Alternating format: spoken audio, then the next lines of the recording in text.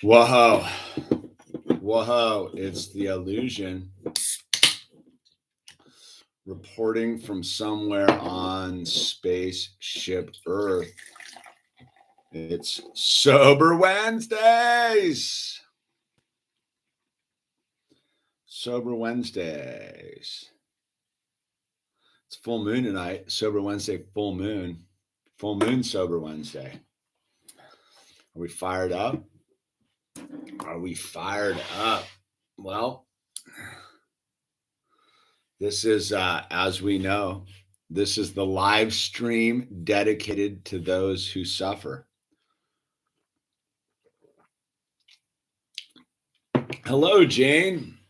How are you tonight? So this is the live stream dedicated to those who suffer. There's countless ways to suffer in this life. Drugs, alcohol, mental illness, overeating, oversugaring, oversmoking, overweeding, oversexing, overloving, over it. So whatever you're doing out there, this Brendo, thank you. Whatever you're doing out there, this stream's an hour set aside for those who suffer. So if you're not suffering and you want to hang out, please do. Just be respectful into the chat because we're trying to help someone who might be on the brink of thinking there isn't a solution, and there absolutely is a solution. Ask Dijon Mustard. Dijon Mustard, Hamish, dude, I got sober because of your first Sober Wednesdays. Got into carpentry, and I'm getting my own place in April. I'm 25 and finally got it figured out. Good for you. Well, just a little cautionary tale on the figuring it out. None of us got it figured out. It's my advice on that is approach it like a loose garment, right? But yeah, super stoked for you, Dijon. Good for you. Yeah, keep moving forward, man. But I'll tell you what, once you think you got it figured out, the script changes almost immediately. That's the cunning, baffling part about it all, right? So usually we open this up with the Serenity Prayer. God, grant me the serenity to accept the things I cannot change, the willingness to change the things I can. God, grant me the serenity to accept the things I cannot change, the courage to change the things I can, the willingness.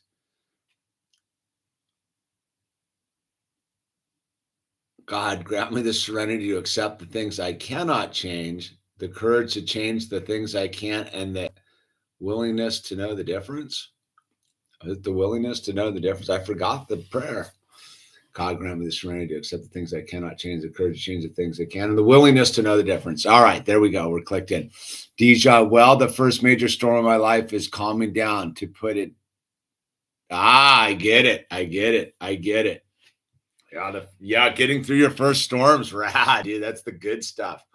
The first storm's a winner to survive, dude. You survived the first storm, dude. All the other storms after that is Marvin's here, ready to commit myself to God. Good for you, Marvin. We got Leggy Maggie, Jeanette and Andrew, baby Ozzy out there. And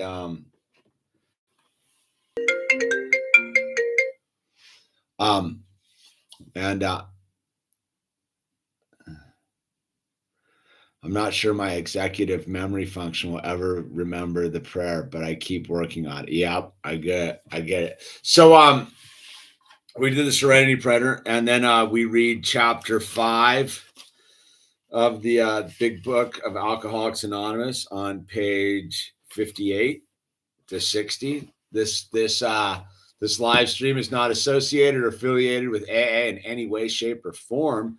But we do recommend the text here because this is a manual for living. The first 164 pages of this text is, I think, handed down by God because it's a living text, and it changes, it grows, and it breathes for you. And God loves us, and this is all about finding God. It may seem like it's about getting sober, but it's not. It's about finding God.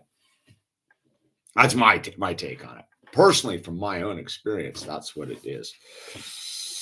Chapter 5, how it works. Here we go. Let's pull in. Rarely have we seen a person fail who has thoroughly followed our path. Those who do not recover are people who cannot or will not completely give themselves the simple program. Usually men and women who are constitutionally incapable of being honest with themselves. There are such unfortunates. They're not at fault. They seem to have been born that way. They are naturally incapable of grasping and developing a manner of living which demands rigorous honesty. Their chances are less than average. There are those, too, who suffer from grave emotional and mental disorders, but many of them do recover if they have the capacity to be honest. Honest. Our stories disclose in a general way what we used to be like, what happened, and what we're like now. If you've decided you want what we have and are willing to go through any length to get it, then you're ready to take certain steps. At some of these we balked. We thought we could find an easier, softer way, but we could not. With all the earnestness at our command, we beg of you to be fearless and thorough from the very start. Some of us have tried to hold on to our old ideas, and the result was nil until we let go. Absolutely. Remember that we deal with alcohol. Cunning, baffling, powerful. Without help, it is too much for us, but there is one who has all power. That one is God. May you find him now. Now. Like now, may you find him. No, now. Half measures availed us nothing. We stood at the turning point. We asked his protection and care with complete abandon. Here are the steps we took, which are suggested as a program of recovery. 1, we admitted we were powerless over alcohol, that our lives had become unmanageable. Unmanageable is a key word there. 2, came to believe that the power greater than ourselves could restore us to sanity. Sanity is the key word there. 3, made a decision to turn our will and our lives over to the care of God as we understood him, God. 4, made a searching and fearless moral inventory of ourselves. Fearless. 5, admitted to God, to ourselves, and to another human being the exact nature of our wrong. Admitted. 6, we're entirely ready to have God remove all these defects of character. Removed. 7, humbly asked him to remove our shortcomings. Removed. 8, made a list of all persons we had harmed and became willing to make amends to them all. Willing. 9, made direct amends to such people wherever possible, except to do so would injure them or others. Wherever. 10, continued to take personal inventory, and when we were wrong, promptly admitted it. Inventory. No. Admitted it. Admitted. 11, sought through prayer and meditation to improve our conscious contact with God as we understood him, praying only for his knowledge for us and the power to carry that out. Knowledge. 12, having had a spiritual awakening as a result of these steps, we tried to carry this message to alcoholics and practice these principles in all of our affairs. Carry. Many of us exclaim, what in order? We cannot go through with it. Do not be discouraged. No one among us has been able to maintain anything like perfect adherence to these principles. We are not at saints. The point is that we're willing to grow along spiritual lines. The principles we have set down are guides to progress. We claim spiritual progress rather than spiritual perfection. Our description of the alcoholic, the chapter of the agnostic, and our personal adventures before and after make clear 3 pertinent ideas. A, that we were alcoholic and could not manage our own lives. B, that probably no human power could have relieved our alcoholism. And C, that God could and would if he were sought. If he were sought. If he were sought. Oh, if he were sought, dude.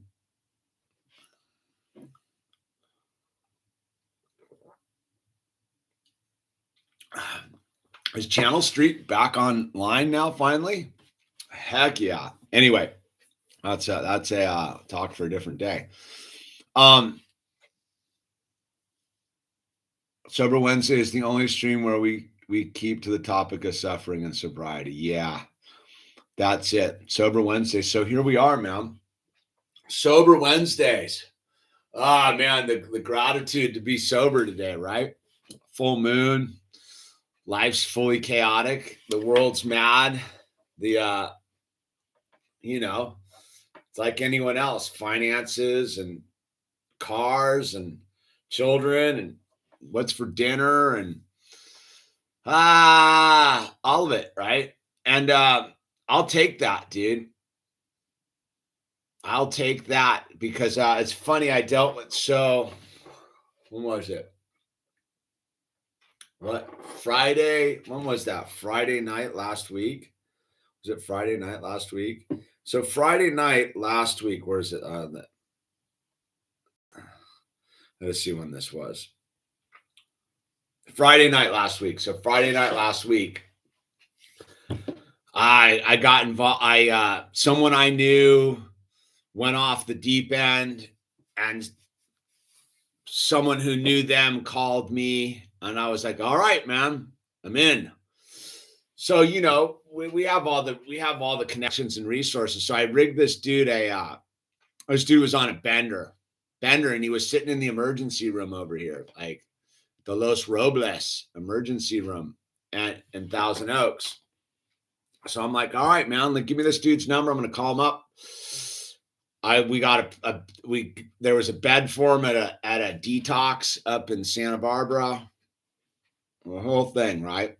So I'm like, all right, dude, I could get this guy on the phone. He's at the emergency room, and he's arguing. He's hammered, ham-skied.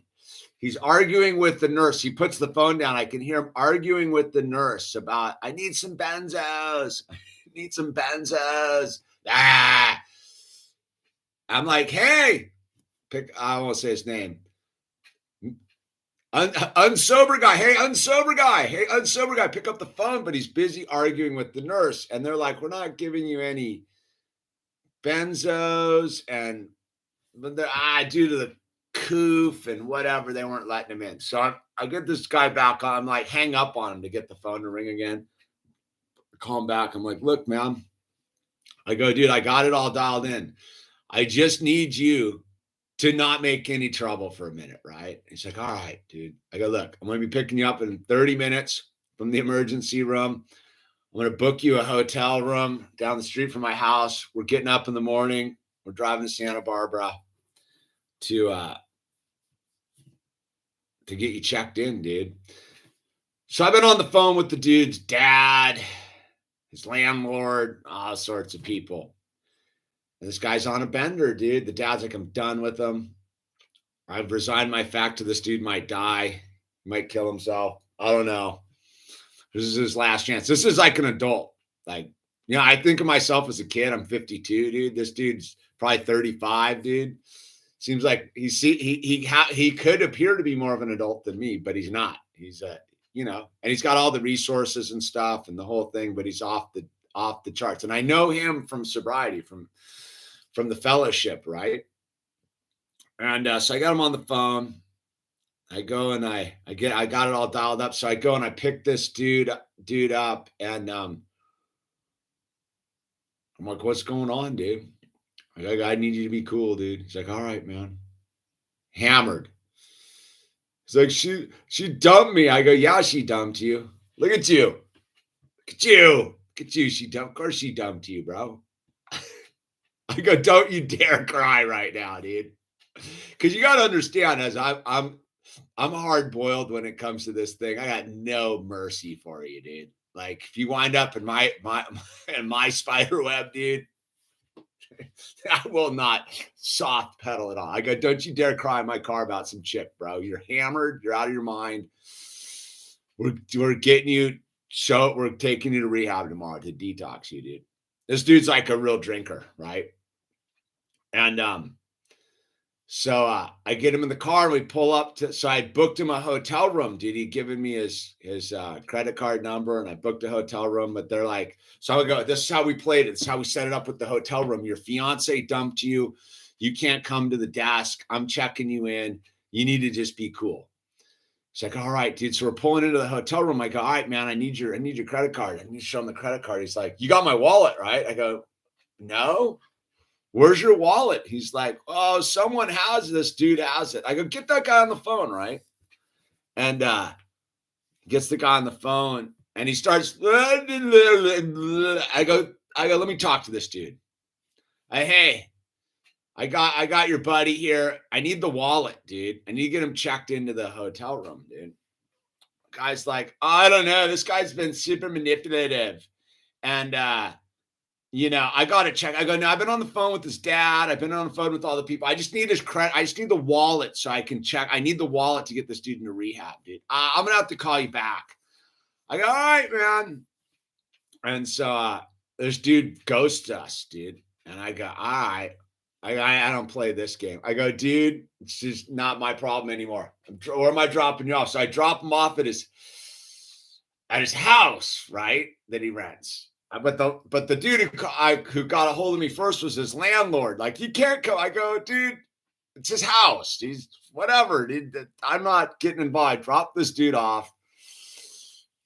And I'm like, I'm out, dude. I had it all set up, dude. This dude won't hand over the wallet. There's nothing I can do at this point. I got to drop you off at your house because I got dinner. I'm like sitting there. We're getting ready to watch like Star Wars and stuff. It's Friday night, dude. Like, and so I dropped this dude off, but I send a group text to all the parties involved. They go, hey, look, I had to drop this dude off at his house. Some dude's got his wallet. He won't turn it over. I can't do anything anymore, dude. This is not out of my hand, right? And so I've been watching the group text, but they haven't removed before. So I've been getting all the info. So this dude's still on a bender, dude. That was Friday. He's still on a bender. Like the last text I saw, the dude, they had taken his keys to his truck and he'd gotten his wallet back, apparently, but not the people who needed to be in control of his wallet. Because he knows the number and he had ordered up a car from the dealership being delivered. They're arguing on the phone about who can stop this car from being delivered at the house. And the dad's like, I don't control his credit cards. Like, and the dude he rents from's like, no, he can't. I'm calling the dealership. And the dealership, and he's like, but the dealership won't not send the car. They're like, God, it was chaos. And the reason I'm bringing it up is that's unmanageability on everybody's behalf, dude. This disease of alcoholism or suffering is not an ice like you. It's everybody around you too, dude. Like most people are loaded because they got a lot of people co-signing their BS, dude. And stop co-signing people's BS. If you're a peripheral person to someone who's loaded, stop being nice about it, dude. You don't have to be rude about it, but stop giving them feather beds to land on, dude. Let them smash their face into the concrete. And if their teeth pop out of their face and they break their nose and their eye socket smashes, well, man, that's divine intervention, maybe. So that's what this dude needed. But he has, 40 chances later and a bunch of money and a bunch of people trying to save this dude. And I was like, get on my car, dude. Like, we're done. You good luck with this. So it was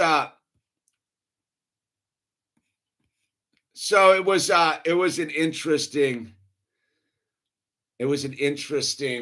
Friday. So I got back from the thing and I'm like, dude, I did my best. I tried, man. And that's what we do. So the point of my story is twofold. I got a phone call at 7:30, dinner being cooked. Star Wars is coming on. The whole thing. If I don't help this dude out, if I don't pick up the phone, if I don't make the calls, do the thing, I don't know, man. Do I get to stay sober, dude? Right? Practice these principles in all of my affairs, carry the message, the whole thing, right? So I drop everything. Got to go deal with this dude, right? It was a short trip, fortunately for me, because the scene was so barneyed out, dude. Because I think the dude who had his credit card was like using it, right? Didn't know how to cough it up, dude. But that's the kind of insanity that we get ourselves into as alcoholics, dude. We got some random dude who's cooking dinner for his 6-year-old and his wife coming to pick him up at the hospital. This dude's like, straight ahead. He's got a landlord's like, I can't have this guy on the property. He's making a scene up here, dude. He's got dad's like, I got to disown him, dude. He's out of control. I don't know what to do. He's got some other dude that's controlling his wallet and obviously charging up stuff on his thing. He's calling car dealerships, ordering cars with his credit cards. Madness. Little does this dude know he's getting evicted out of his house because the landlord's like, he can't be here anymore. Little does he know that his dad says, we're done with him, dude. This is his last shot. Little does he know, dude. And so it's that lens where you get to pass into these moments really quickly sometimes. We just go, ooh, wow, look at that, dude. How old is this dude? I don't know. 38. Standard issue. Dude has kids. The whole thing, man.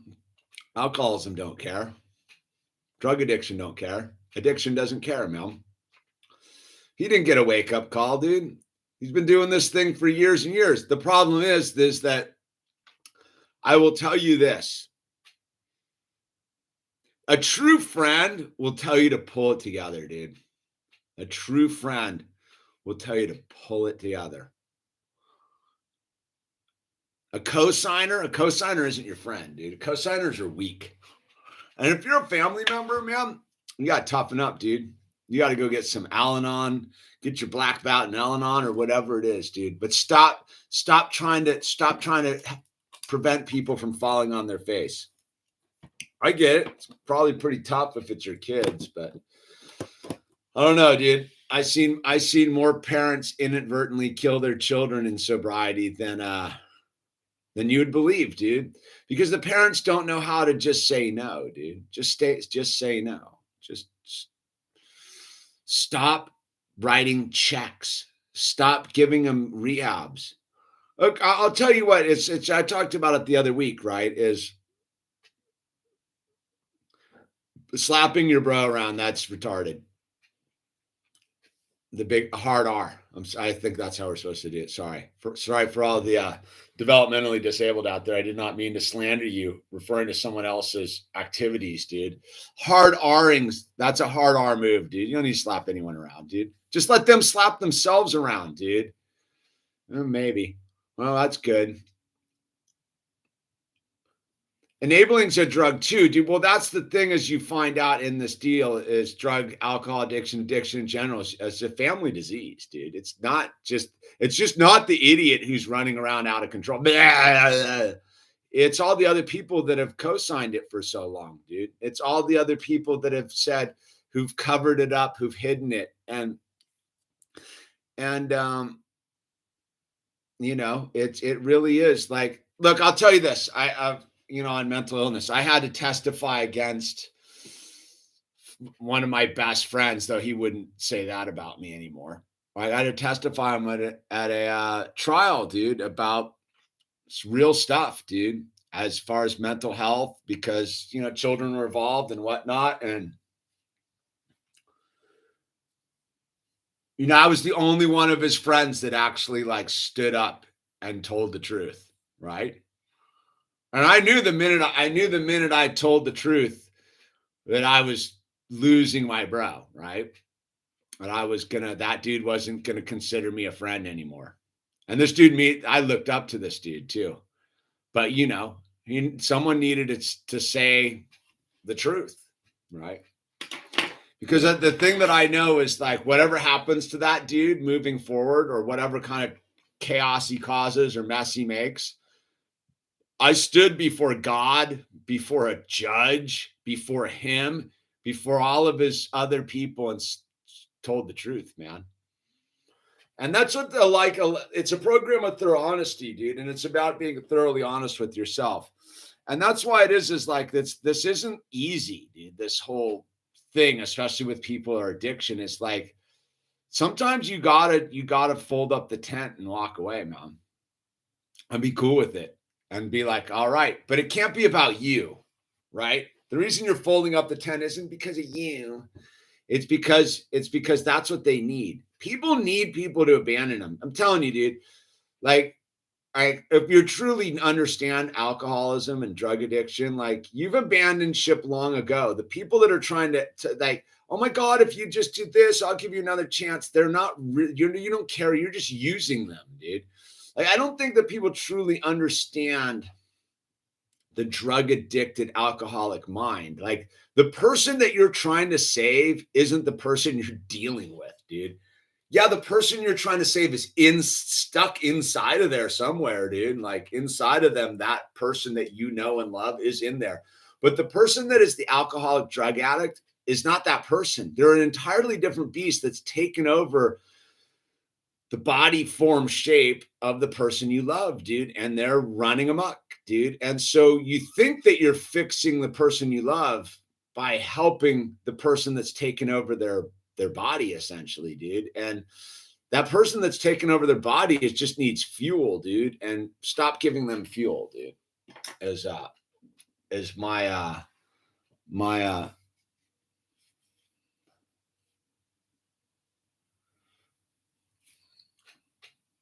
people need to be abandoned, dude. I'm telling you, dude, the best thing that ever happened to me was being isolated on top of the mountain, figuring out my own end of it, dude.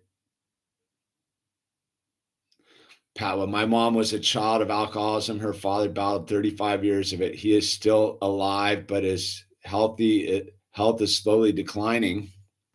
Slowly declining. He wished he would have kicked the habit sooner. He missed out. Yeah, but if he made it this, that's the thing, man. It's brutal, dude.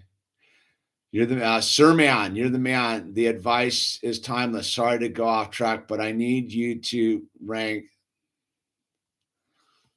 Yeah, it's the wrong feed for that, dude. Sorry, dude. All of those are zeros, dude. Just there you go. 0, 0, 0 across the board.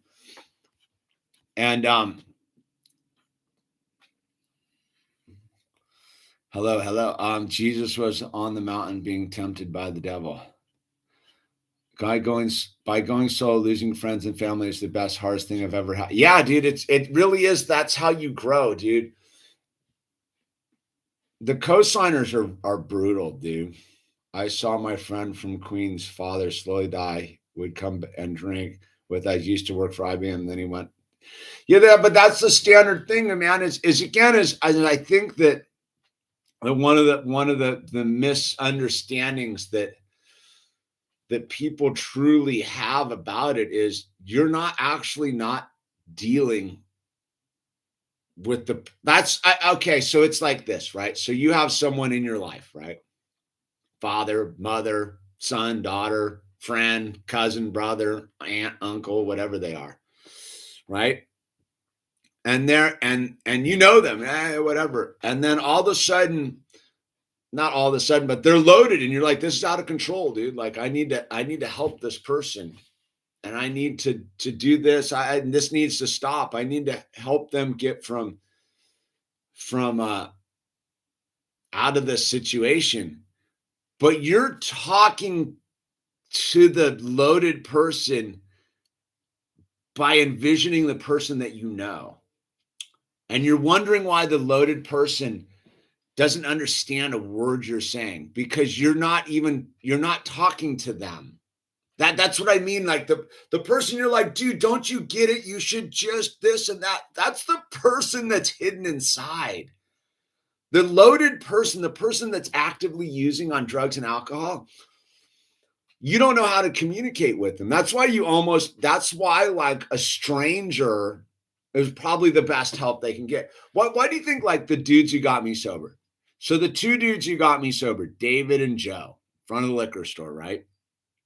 Why'd that work? I didn't know them. They didn't know me. They didn't have to be nice to me. They didn't have to sugarcoat anything. They just told me this is how it goes. This is what the deal is. And if you want it, you can have it. And if you don't, you don't. No skin off our back. Right. So the two dudes that got me sober, they didn't know me from this can. I was just some drunk dude in front of a liquor store demanding help. Right. Those dudes didn't have to those dudes didn't know the little baby me, the little nice guy. They didn't know any of my personality shades or this. They just the first impressions, right? They met drunk lunatic Hiroshima Nagasaki, dude, in front of a liquor store out of his mind, dude. And they did not.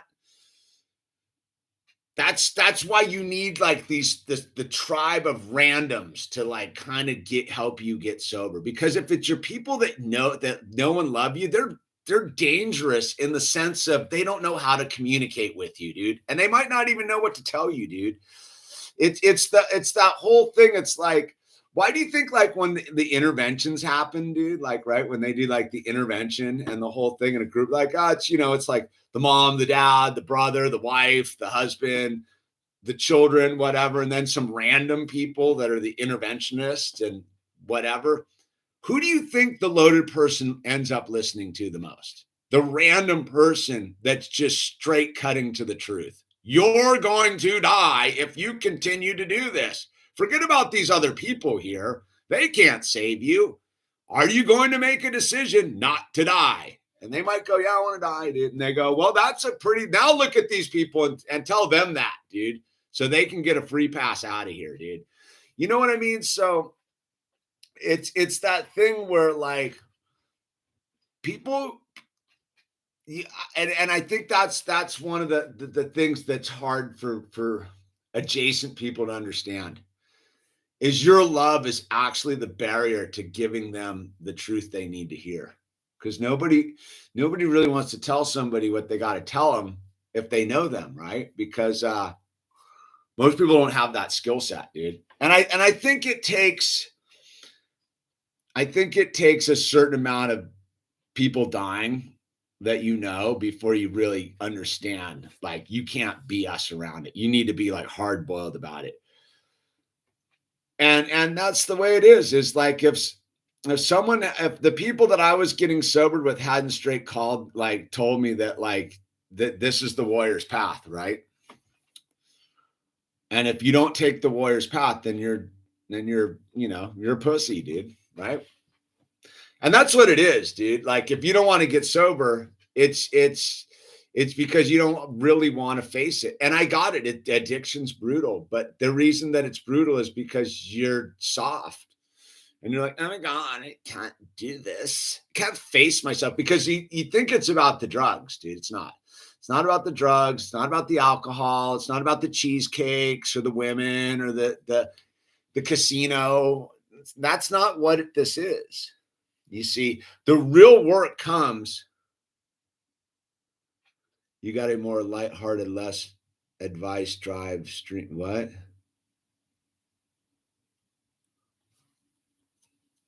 You got a more lighthearted, less advice drive stream. I don't even get what the question is, dude.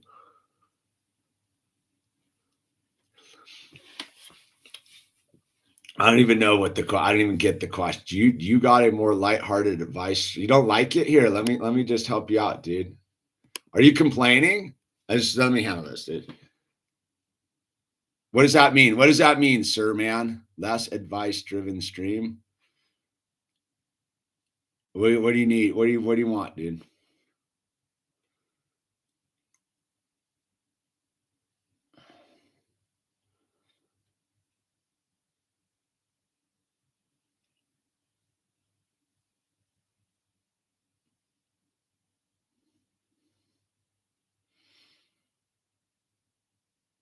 I don't know, dude. I don't know. I'm confused. I'm figuring out what's going on right here. Austin, just come back tomorrow, dude.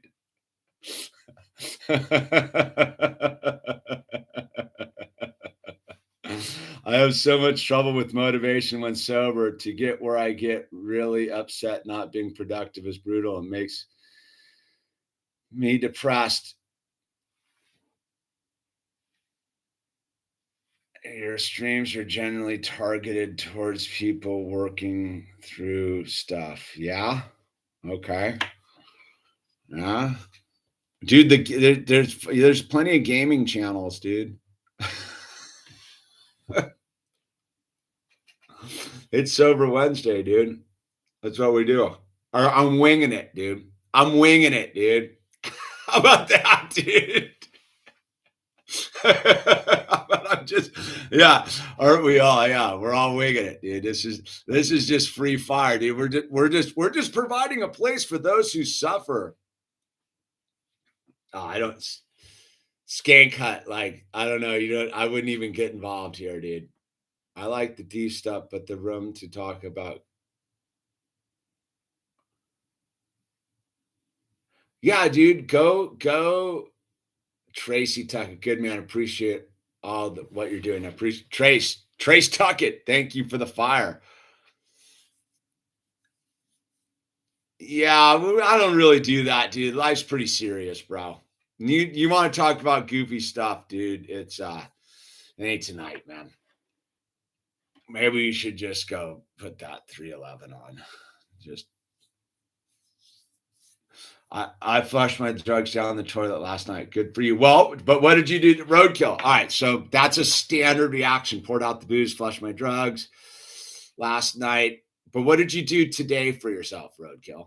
That's the real question. Because if today you didn't do anything to change your paradigm, you're just going to end up refilling the thing, and you just wasted a bunch of drugs and alcohol. My one thing is that's all. I've always viewed that as a kind of a troubling maneuver, right? When you do that, you've kind of done two things. You've really not helped yourself, and you've tormented yourself, and now you got to go re-up, dude, and you put yourself in danger again. My advice on this whole thing about that would be make a phone call so that you have some people to bundle you the next day. Because it's easy to be loaded and out of your mind and be like, I didn't send this stuff away. The moment of clarity is usually when you're loaded, dude. Like, do you understand that the moment of clarity comes for a lot of people when they're out of their minds, right? Because like there's nothing holding you back. You're not attached to your form anymore. You're not attached to your thoughts anymore. You're really very close to God. And that's why they're called spirits. That's why we took them in the first place, because they were an answer to the thing that got us closer to God, right? And so that space of like, oh, I'm going to throw it all away, that's because you're clear, because you see the destructive nature of it. But when you wake up the next morning, the problem you have is this body that you're in. See, the body craves, dude.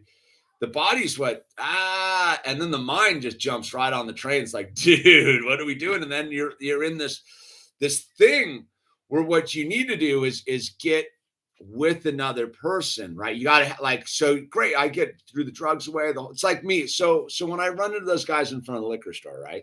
I'm out of my mind, I'm drunk out of my mind, dude. But if those dudes hadn't scooped me up the next day, I'm drinking again by like 6 p.m., dude. See, it was the fact that when I would have been drinking, I was with these dudes going, we're going to a meeting right now. Well, what's that? Like, okay. They're like, get in the car. We'll go to a meeting. We'll have some coffee. We'll have some dinner. Feeling like garbage. I need something to drink. So that's what I'm getting at, roadkill, is like, you have the desire, right? You want to be sober. That's why you're pouring your drugs and alcohol down the toilet. But without the support of an infrastructure, it's super hard, dude. It's white knuckling. And then God, who knows what's going to happen then, because you really haven't slayed the beast, right? Right. Because I will say that, so you got the first part, right? Like, I'm sticking with you here, roadkill, for a second. We admitted we were powerless over alcohol, right? Powerless over alcohol. I'm going to dump them the thing, blah, blah, blah, blah, that our lives had become unmanageable. What I will say is that's an unmanageable act right there. The manageable act right there, and this is the manageable act, is to immediately call AA central office wherever you are and go, help. I need some help right now for fun and for free, and get with someone and commit to like going to a meeting, right? And again, is why that's so important in the beginning is the mind wants to wander. The mind wants you to go over here to get you back to right drinking again, right? Or snorting or shooting up or doing whatever it is you do, right? So if you wake up the next day, right? I flushed all my stuff. I made some phone calls in my drunkenness. And you wake up the next day.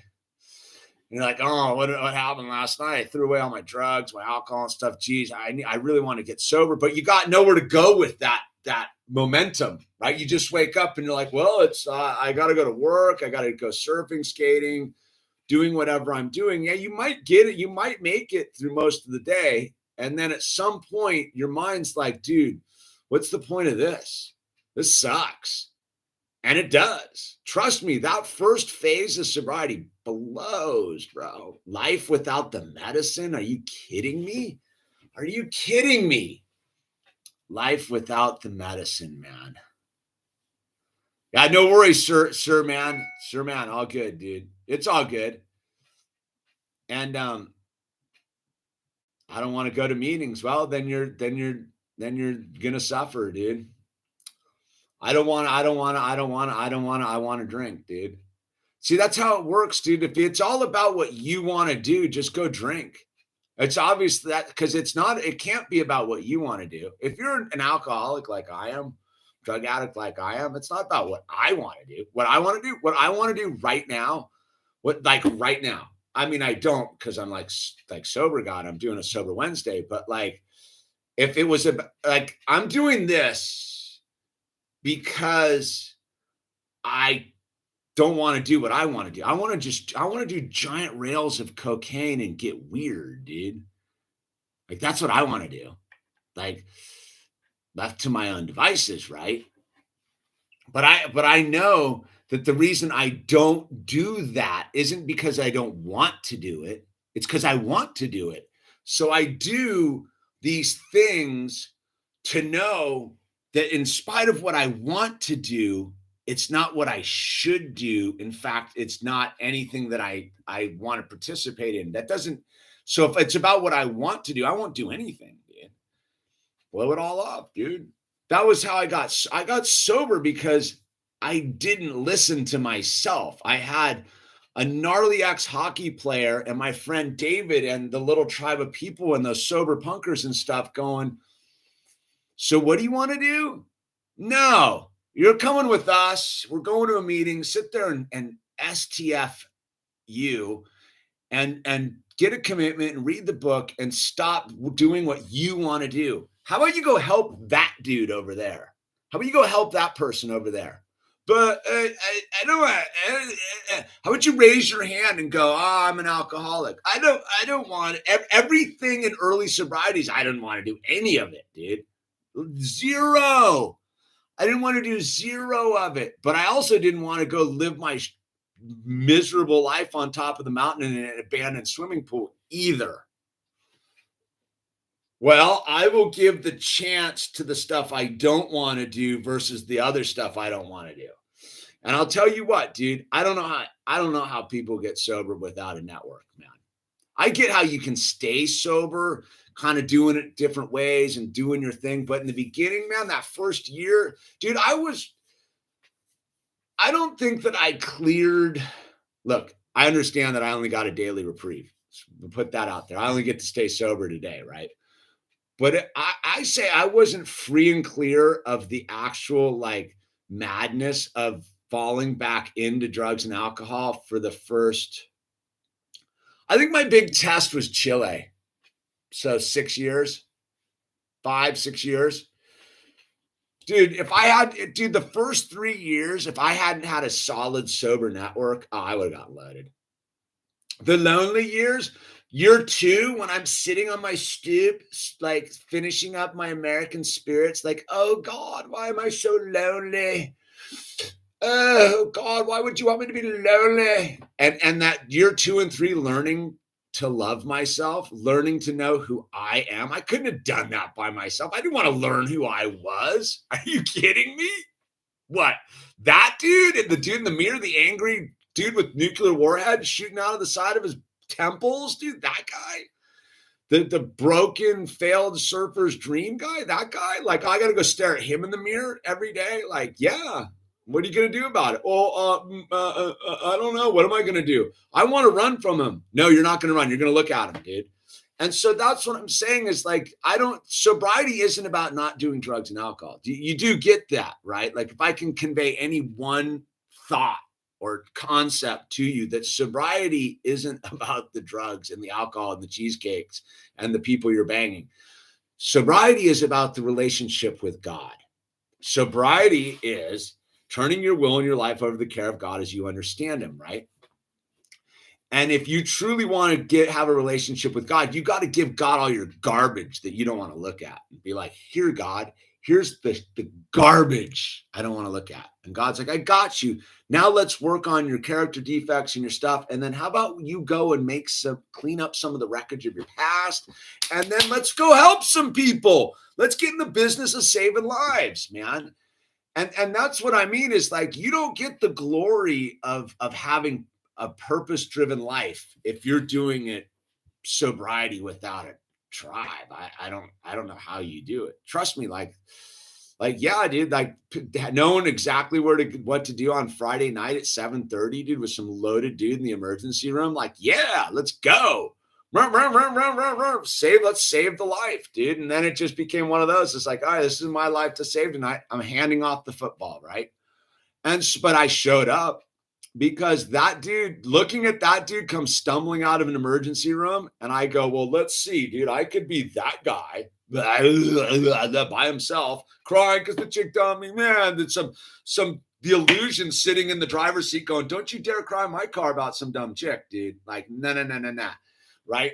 And so he's sitting there. I go, I don't want to be that. That's what me not wanting to do stuff looks like, that guy. I go, I'm over here, dude. I get to go watch Star Wars with my son and my wife and eat froyo, dude. I'm eating froyo because I'm doing what I don't want to do.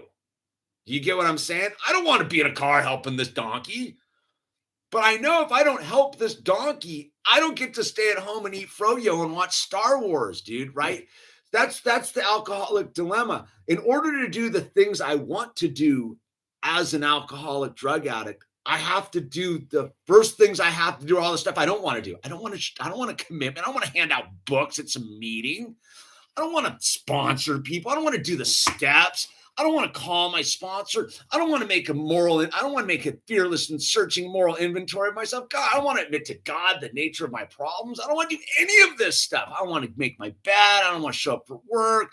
I don't want to participate in this corrupt system. Right? My first act that I have to do is do what I don't want to do, dude. That's the first part of understanding the unmanageability of what this is, the insanity. The insanity is thinking that I know anything about what I'm doing. I don't know my ass from my elbow, dude. I'm 13 years sober, dude. I could pop off at any minute, man, start swinging, dude. I don't know. So again, is if you think that sobriety is a one-man sport or one-woman sport, that is just hubris. And again, you're talking to a dude who is by his very nature, and I'll clarify this, by my very nature, I'm a hermit, dude. I'm not like a hermit that wants to hide in the cave. I just want to be left alone. I don't want to talk to you about my feelings, what I think, what I want to do. I don't want you telling me what to do. So you think that this dude right here, drunk in front of a liquor store, who called himself Hiroshima and Nagasaki, was like, oh yeah, dude, you want me to get a commitment? You want me to go to this? You want me to introduce myself? You want me to raise my hand? I was like, dude, all right. And they're like, dude, look, let me be clear. They told you, they're like, you're either a pussy or you're a warrior, dude. What do you want to be? And I went, I want to be a warrior, dude. It's a simple choice. If you don't want to do these things, that's what it comes down to. There's only two options if you realize the truth of that you're an alcoholic or a drug addict or addicted or whatever it is. This doesn't really apply to the mental health stuff, but so you can so if you think not doing all the stuff that the people do who stay sober, what do you expect out of it, dude? You can not drink and not do drugs and just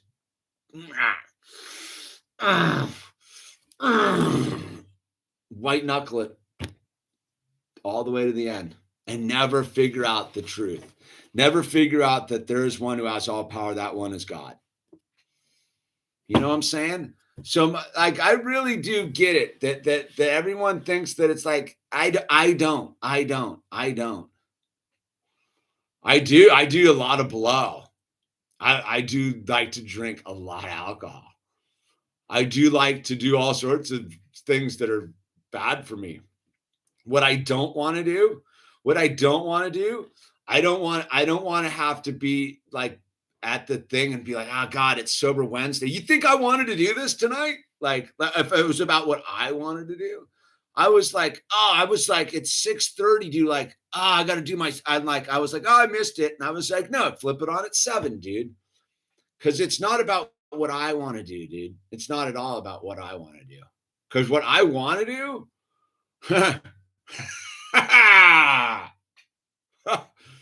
yeah.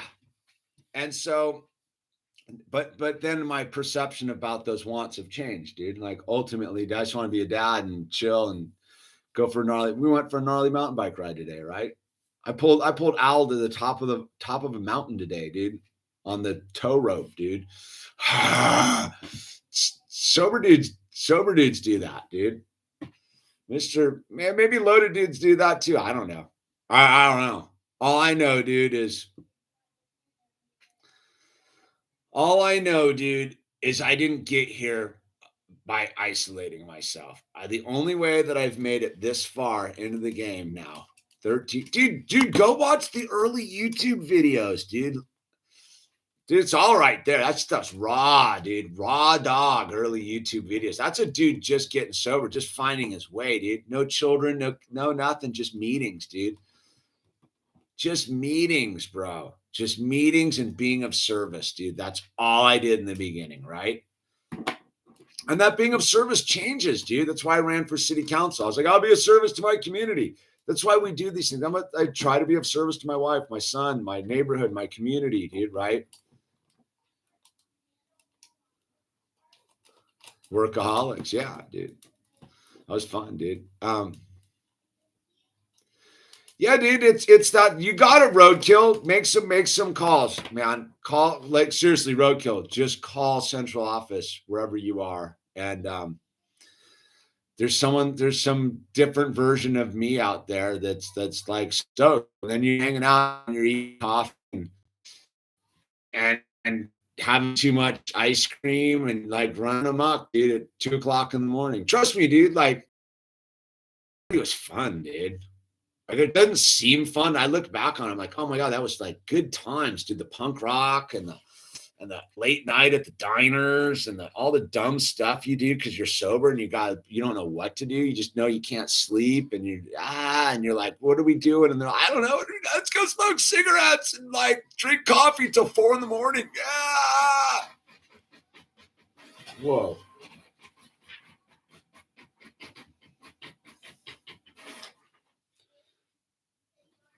And all that good stuff.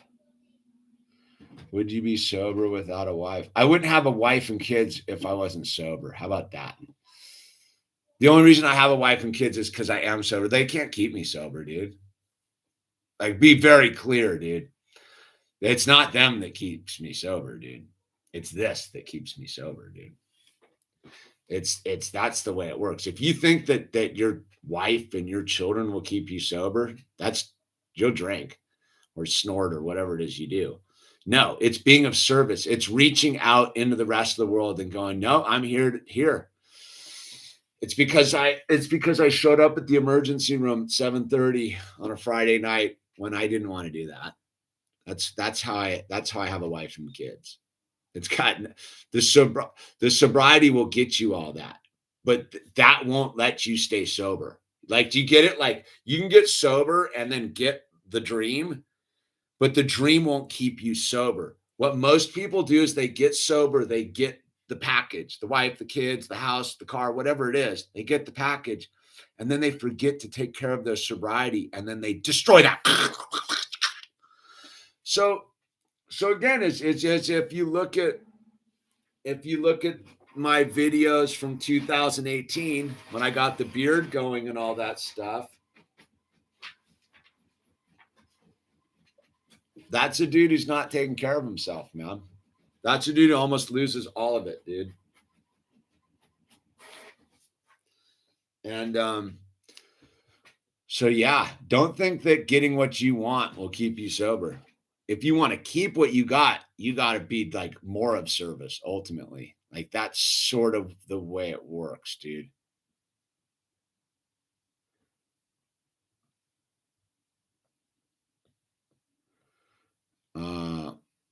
Yeah, it's gnarly, dude. This disease will kill you, dude. It's definitely a disease, dude. This disease will kill you, dude. So, right on, Spaghetti Cats. Yeah. So look, Jane, can you shoot me the suicide prevention number, dude?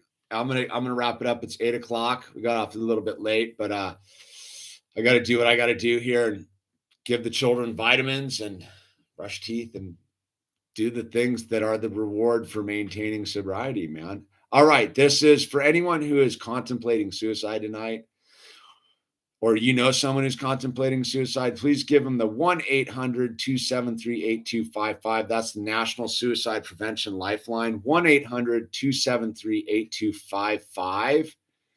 And your life's important. If you think that you can't persevere and get through this, you can. Look, no permanent solutions for temporary problems.